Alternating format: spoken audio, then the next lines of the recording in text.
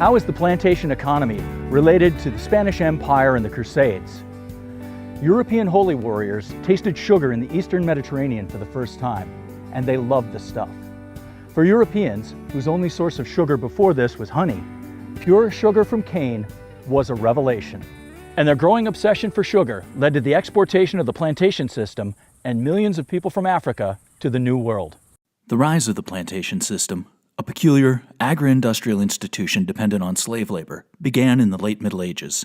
The process went something like this. The sugar industry expanded rapidly with the Muslim defeat of the Crusader states in the Levant, with Cyprus becoming a key center for production. As its cultivation spread across the Mediterranean in the 13th and 14th centuries, slaves became the key labor force. Because of the brutal working conditions, and without modern machinery, sugar required an endless flow of human labor and lives. Historically, the European slave trade had relied on slaves imported from places like the Black Sea region. However, after the fall of Constantinople in 1453, that source was closed. The answer was in Islamic trade routes and the existing slave networks of sub-Saharan Africa.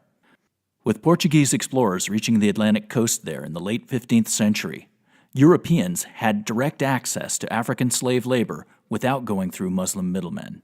With an Atlantic source of labor, it became advantageous to move sugar production closer to that labor source.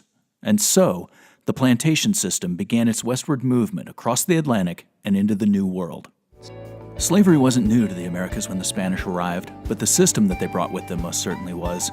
And although Spain outlawed enslavement of native peoples by 1542, other forms of forced labor continued, especially at the missions.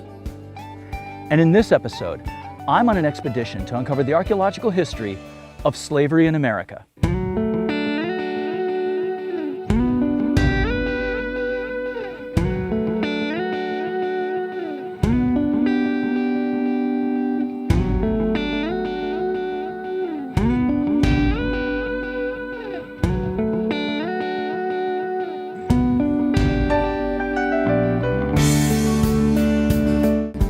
America from the Ground Up is made possible in part by Central Michigan University's College of Humanities and Social and Behavioral Sciences, the Missouri Humanities Council, and the Kirby Foundation, a family foundation supporting education.